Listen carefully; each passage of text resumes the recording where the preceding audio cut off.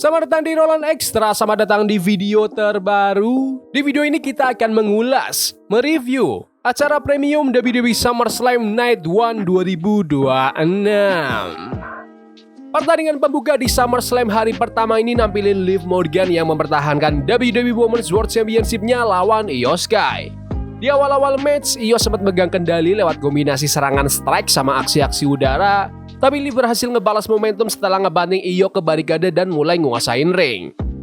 Io nggak tinggal diam, dia ngebalas pakai double stomp, ngerusak tangan kanannya Liv, terus makin menggila pakai misil dropkick, serangan bullet train sampai sunset flip powerbomb ke lantai luar ring. Pas match makin panas, Roxanne Perez ngalihin perhatian wasit dari pinggir ring, bikin Raquel Rodriguez punya kesempatan buat ngecok slam Io. Liv coba manfaatin momen itu, tapi cuma dapat 2 hitungan. Io berhasil bangkit terus ngejatuhin Liv ke arah Roxanne sama Raquel, sebelum akhirnya kasih moonsault spektakuler ke arah mereka bertiga di luar ring. Pas balik ke dalam ring, Liv nge-spike Io pakai head scissors, tapi Io langsung ngebayar tuntas pakai Spanish Fly yang hampir aja bikin dia menang. Dua-duanya saling tukar momentum lewat serangkaian counter. Io sempat ngelancarin jurusnya Liv sendiri, terus Liv ngebalas pakai Codebreaker, habis ngindarin moonsaultnya Io. Di detik-detik terakhir, Io ngasih German suplex di apron sebelum mereka berdua makin gila-gilaan saling counter di dalam ring. Io gagal moonsault terus Liv Codebreaker sekali lagi, terus langsung nyamper pakai Oblivion untuk memenangkan pertandingan sekaligus mempertahankan WWE Women's World Championship-nya. Jujur, menurutku ini pertandingan yang mantap banget. Boleh dibilang ini salah satu match terbaiknya Liv Morgan. Sementara buat Io Sky sih udah kayak makanan sehari-hari ya, tiap kali dia dikasih durasi main yang panjang. Io tuh gokil banget di semua aspek, termasuk pas nge-sell gerakan lawan. Dan itu yang bikin match ini bener-bener luar biasa. Jempol juga buat Liv yang bisa tampil di level setinggi ini. Aku juga seneng mereka nggak ngelibatin cewek-cewek The Judgment Day buat nentuin hasil akhirnya. Dari awal aku udah nebak sih Liv yang bakal menang, soalnya ini pertahanan gelar pertamanya dia. Dan kayaknya reign dia bakal lumayan panjang nih.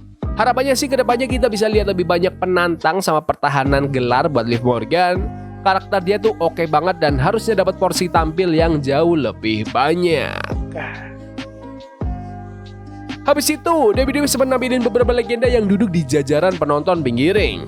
Mulai dari Mark Henry, Shawn X-Pac Waltman, dan Spivey sampai Jimmy Hart. Lanjut ke pertandingan kedua, ada pertarungan antara Solo Sikoa, LA Knight, sama Royce Kiss yang berhadapan lawan The Bloodline, Jake Fatu, Jimmy Uso, dan Jey Uso. Di awal match, Solo sempat ngeledek gaya run it back-nya Jey Uso yang langsung bikin penonton riuh banget. The Bloodline sempat nguasain sebagian besar awal pertandingan dengan cara mengisolasi Solo, sementara Jey sama Jacob terus menahan Solo supaya nggak bisa tag ke teman-temannya. Akhirnya Solo nemu celah lewat pukulan-pukulan keras sama double clothesline ke Jacob dan Jey, sebelum akhirnya tag ke Royce Kiss. Royce langsung ngebalas momentum lewat deretan clothesline, running splash, World's Strongest Slam ke Jimmy Uso, plus sit out spinebuster ke Jey Uso. Distraksi dari Jacob sempat bikin Jimmy megang kendali lagi lewat beberapa kali super kick, tapi Royce langsung ngebalas pakai spinning power slam. LA Knight masuk ke ring dan ngebantai Jey pakai power slam sama elbow drop, sebelum Jey ngebalas pakai spear yang hampir dapat 3 count. Aksi di ring makin panas pas Solo ngenain spinning solo ke Jimmy, dibalas Jacob pakai impeller DDT, terus Royce ngadepin Jacob sebelum ngebanting dia nembus barikade pakai power slam. Puncaknya terjadi pas LA berhasil selamat habis kena Uso splash. The Uso sempat mau ngelepasin Wandy tapi Solo langsung motong pakai Samoan Spike ke Jimmy. LA yang lihat kesempatan itu langsung ngebantai Jey Uso pakai BFT untuk memenangkan pertandingan. Habis match selesai, Solo Sikoa selebrasi bareng Royce Kiss sama LA Knight. Solo sempat minta peluk ke LA dan LA pun langsung meluk dia diiringi sorakan rame dari penonton. Ini pertandingan tag team yang seru dari jajaran para veteran yang berbakat, bikin tim LA Knight jadi babyface yang terus-terusan kena gemburan sepanjang match tuh formula yang pas. Sampai akhirnya Solo Sikoa masuk buat ngebantu LA ngalahin Jey Uso dan ngambil kemenangan. Aku suka momen pas Royce Kiss nangkap Jake Fatu yang lagi lari terus ngebanting pakai power slam nembus barikade. Itu bukan gerakan gampang loh, tapi Royce bisa eksekusi dengan sangat rapi dan aman. Menurutku, kombinasi tim babyface LA, Royce sama Solo dapat banget chemistry-nya. Dan keputusan buat menangin mereka itu udah paling benar. Ya memang bukan match yang luar biasa banget sih, tapi secara keseluruhan ini pertandingan gulat yang solid dan asik banget buat dinikmati. Pertandingan ketiga di Night 1 SummerSlam nampilin pertarungan antara Gunther lawan Nick Aldis. Di awal-awal match, Gunther langsung nguasain jalannya laga, tapi Aldis gak tinggal diam. Dia ngebalas pakai deretan pukulan sama suplex yang sempet dapat 2 hitungan. Aldis sempat coba ngunci pakai Kingsline Cloverleaf dari awal, tapi Gunther berhasil lolos dan malah bantuin Aldis ke tiang ring. Gak cuma itu, Gunther juga sempat ngelontarin ejekan ke arah istrinya Aldis, Mickie James, sama anak mereka Donovan yang lagi nonton di pinggir ring sambil terus mendominasi match. Aldis mulai ngebalas pakai backbreaker dan berhasil lolos dari kuncian standing sleeper dengan ngebanting Gunther ke turnbuckle. Meskipun Gunther sempat balas pakai clothesline, Aldis berhasil bangkit lagi dan ngelancarin serangan balik, running power slam plus 2 kali elbow drop dari tali atas ring. Aldis habis itu berhasil ngunci Gunther pakai Kingsline Cloverleaf dan nyeret Gunther ke tengah ring, tapi Gunther masih bisa ngeraih tali paling bawah buat maksain break. Di detik-detik terakhir, Gunther berhasil ngindarin percobaan kuncian dari Aldis terus kasih belly to back suplex yang langsung disambung pakai powerbomb. Gunther nambah penderitaan Aldis lewat serangan elbow strike sebelum akhirnya ngunci pakai sleeper di atas kanvas. Aldis sempat berjuang keras buat berdiri, tapi Gunther nahan kunciannya dengan kuat untuk memenangkan pertandingan. Habis match selesai, Gunther langsung ninggalin ring, sementara Nick Aldis tetap berdiri di dalam ring dan dapat standing ovation dari para penonton. Mickie James sama anak mereka, Donovan, masuk ke ring buat ngerayain momen itu bareng Aldis. Dan mereka bertiga pose bareng sebagai satu keluarga diiringi tepuk tangan meriah dari penonton. Menurutku ini pertandingan yang keren. Keduanya nampilin teknik gulat yang luar biasa dan mereka pintar ngebangun momen-momen besarnya. Penonton mungkin belum pernah lihat Nick Aldis gulat di WWE sebelumnya, tapi anehnya gerakan-gerakan besar dia berhasil bikin penonton bersorak heboh, dan itu keren banget buat dilihat. Gunther sendiri selalu aja bisa nampilin match yang luar biasa tiap kali dapat kesempatan main, dan Aldis benar-benar mampu ngimbangin itu di match pertamanya di WWE. Aku juga seneng banget Aldis bisa dapat momen emosional itu bareng istrinya. Harapannya sih Aldis bisa jadi pegulat full time di WWE, bukan cuma sekedar jadi general manager SmackDown aja. Dia masih jago ngomong di mic dan gulat di level tertinggi buat beberapa tahun ke depan. Jadi menurutku, kasih aja dia kesempatan itu. Nick Aldis benar-benar udah ngebuktiin dan layak. Pertandingan keempat di Night 1 SummerSlam ngeduain Nikki Bella, Brie Bella, dan Paige lawan Fatal Influence yang isinya Jessie Jane, Fallon Henley, dan Lani Reid. Brie Bella ngawali match dengan mantap lewat deretan tendangan keras sebelum akhirnya Fatal Influence ngambil alih kendali.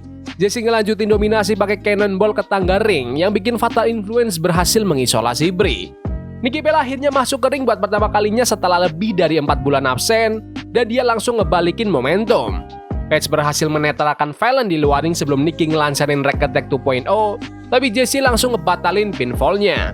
Fatal Influence balik ngebales pakai kombinasi double team neckbreaker sama suplex ke Nikki, tapi giliran Paige yang masuk ngebatalin cover. Di detik-detik akhir, Fallon ngalihin perhatian Paige, Jessie Jane langsung manfaatin momen itu, daratkan serangan sikut rolling anchor ke Paige untuk memenangkan pertandingan.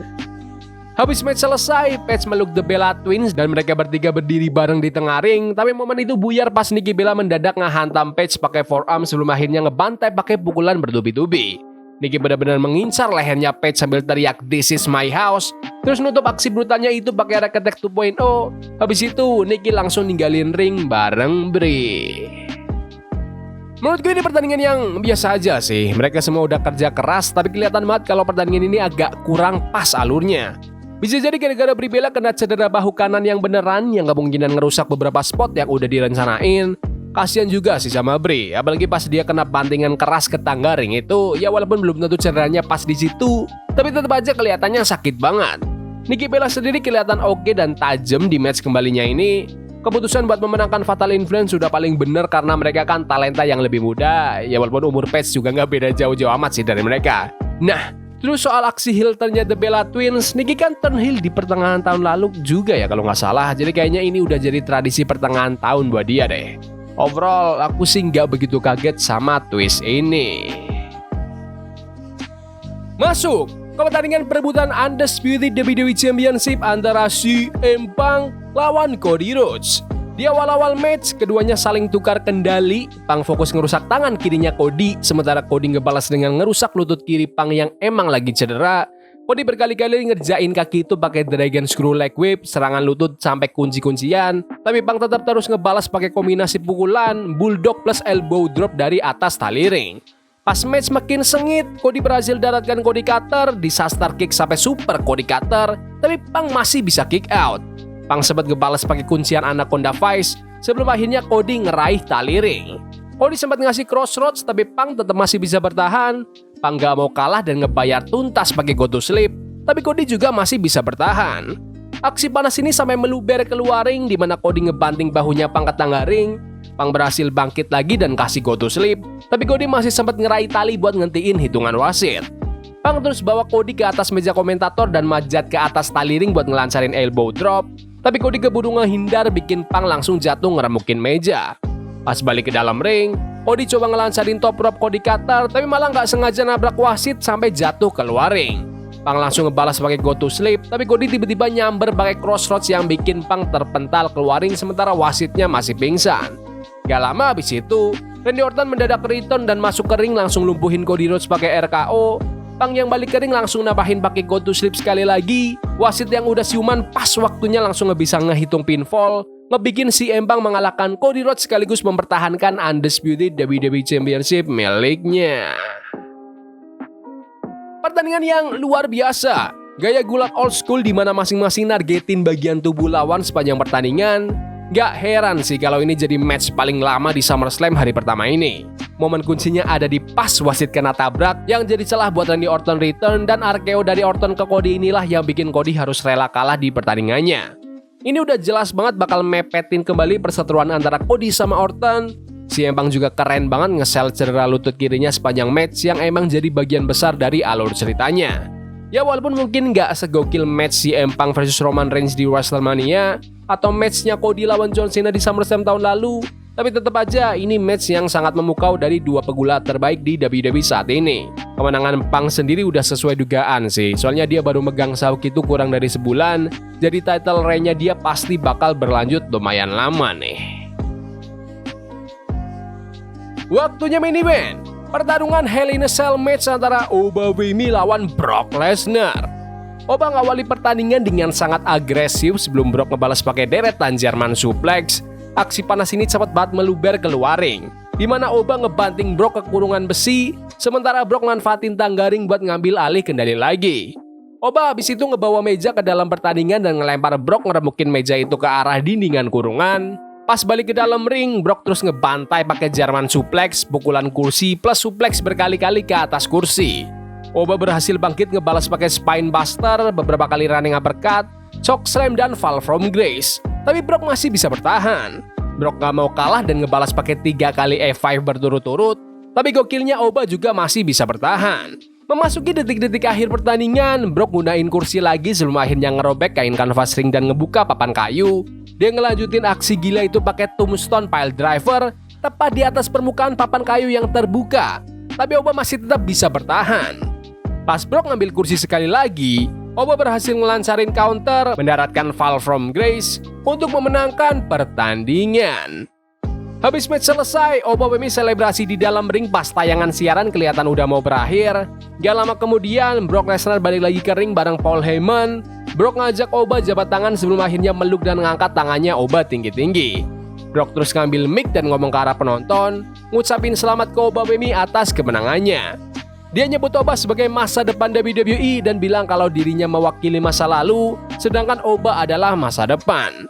Brock salaman sekali lagi sama Oba sebelum ninggalin ring, dan Obafemi pose di hadapan para penonton pas SummerSlam Night 1 hari ini resmi ditutup. Agak susah sih buat nge-review match yang satu ini soalnya durasinya nggak begitu panjang, tapi dari awal sampai akhir bener-bener padat aksi. Gak ada tuh momen mereka cuma diem lakuin armbar atau ngambil nafas, isinya bener-bener big move after big move. Jadi tipe pertandingan yang tinggal kalian nikmati aja sebagai penggemar gulat profesional. Banyak banget gerakan raksasa di match ini dan mereka berdua saling kick out dari serangan-serangan maut. Tapi ya emang gitu kan gaya pertandingan level main event WWE. Buat kalian yang gak ngikutin Obafemi di NXT, salah satu hal yang aku suka dari dia tuh kemampuannya nge-sell gerakan lawan yang oke banget. Bukan cuma soal gerakannya aja ya. Dia emang punya spot tanpa sell, tapi secara keseluruhan dia pinter banget nge-sell efek dari serangan lawan. Aku juga ngerasa penampilan Brock Lesnar sebagai veteran di sini benar-benar mengagumkan. Momen pas Brock Lesnar kayak kasih restu dengan bilang kalau dia adalah masa lalu dan Oba adalah masa depan itu keren banget. Banyak rumor bilang kalau Brock emang seneng banget kerja bareng Oba, jadi kelihatan banget rasa hormat itu di antara mereka. Dan Oba jelas makin layak dapat rasa hormat itu lewat penampilannya di acara ini. Brock sih emang belum resmi pensiun kayaknya, tapi bisa jadi ini pertandingan terakhirnya dia. Pas video ini dibuat, kita emang belum tahu pasti sih. Kelihatannya WWE sekarang lagi ngejar durasi sekitar 3 jam buat acara-acara premium mereka. Aku sih nggak keberatan sama sekali, ya mungkin ada beberapa yang agak lebih panjang dikit, tapi sebagian besar acara premium tahun ini emang durasinya sekitar 3 jaman. Oke, secara keseluruhan SummerSlam hari pertama ini benar-benar luar biasa. Kualitas pertandingannya ada di level yang oke, bahkan ada yang sampai level gokil. Menurutku, Obafemi Brock Lesnar, Cody Rhodes CM Punk, Liv Morgan sama Io Sky semuanya nampil dengan sangat memukau. Bener-bener bikin terpukau sih semuanya. Ini fix jadi SummerSlam Night 1 yang luar biasa. Aku senang banget nggak ada keterlibatan selebriti yang berlebihan dan acaranya bener-bener fokus ke para pegulat di atas ring. Gak sabar lanjut ke SummerSlam hari kedua besok. Tapi menurut kalian gimana SummerSlam hari pertama tahun ini? Bagus? Gak bagus? Komen di kolom komentar. Jangan lupa tonton video recap dan review Night of Champions tahun ini, serta subscribe, like, bunyiin lonceng biar gak ketinggalan berita dan update terkini tentang WWE.